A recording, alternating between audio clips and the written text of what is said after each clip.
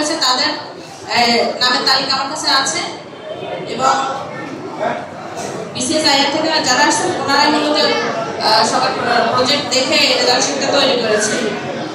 তো ওনারা সবগুলো প্রজেক্ট করে যে রেজাল্ট দিয়েছে এখানে 3টা প্রতিষ্ঠানের নাম আসছে। এই হঠাৎ করে সাউন্ড বন্ধ হয়ে গেল কেন? এত কথা বন্ধ হয়ে গেল কেন? এখন রেজাল্ট কোথায়? আচ্ছা, থার্ড কে হয়েছে এটা বলি। তৃতীয় যে হয়েছে, তৃতীয় হয়েছে যে কটা প্রতিষ্ঠান অংশগ্রহণ করেছে তার মধ্যে সমাজপুর উচ্চ বিদ্যালয়, সমাজপুর উচ্চ বিদ্যালয়, জাতীয় প্রাইভেট ক্লাস স্কুল।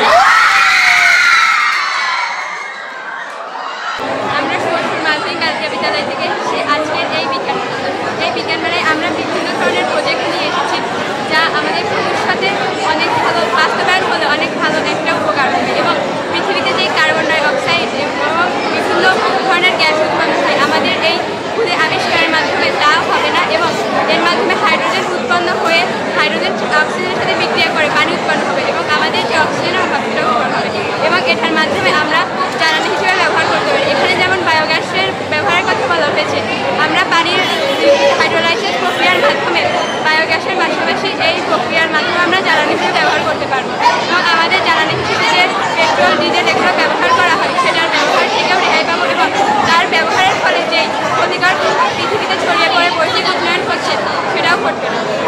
আর পানি পিউরিফিকেশন এই প্রক্রিয়ার মাধ্যমে আমাদের পানিতে অনেক ধরনের ক্ষতিকারক পদার্থ থাকে, যার মধ্যে আর্সেনিক অন্যতম। এর পাশাপাশি আয়রন থাকে। আর্সেনিক ব্যবহারের ফলে আমাদের হাতে পায়ের নখের ক্ষতি হয় এবং আমাদের শরীরের যাবতীয় অনেক কিছু ক্ষতি হয়। আয়রনের ফলে আমরা যদি আয়রন খাই তাহলে আমাদের পেটে স্কার পড়বে।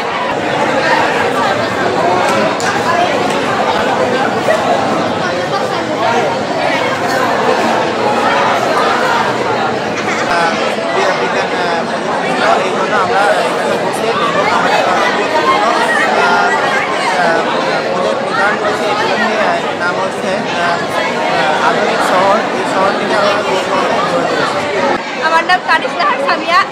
আমাদের মূলত বিজ্ঞান এই মেলাতে 3টা প্রজেক্ট তৈরি করা হয়েছে। আমাদের ছোট ভাইরা একটা প্রজেক্ট তৈরি করছে হচ্ছে ডিজিটাল ভিলেজ, আর আমরা সহপাঠীরা মিলে 2টা প্রজেক্ট তৈরি করছি। একটা হচ্ছে কাদা দিয়ে বিদ্যুৎ তৈরি, আর হচ্ছে একটা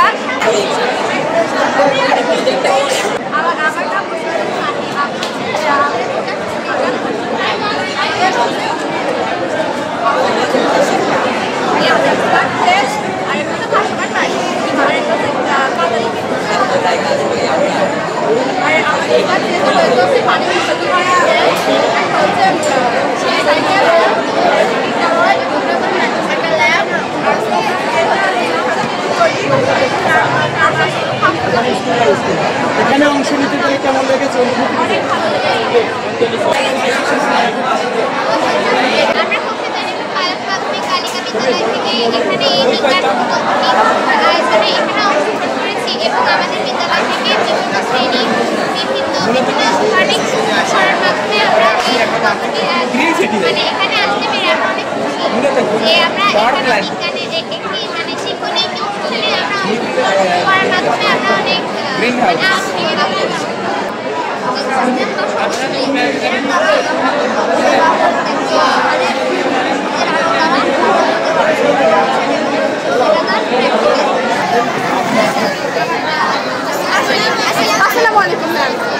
girls school madam, girls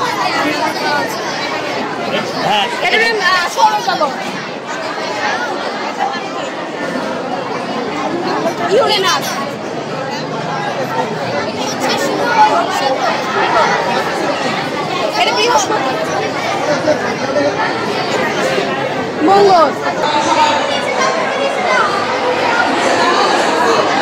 Khoksa উপজেলা চত্বর থেকে মোহাম্মদ হাফিজুল ইসলাম বকুল, নিউজ 25, খোকসা, কুষ্টিয়া।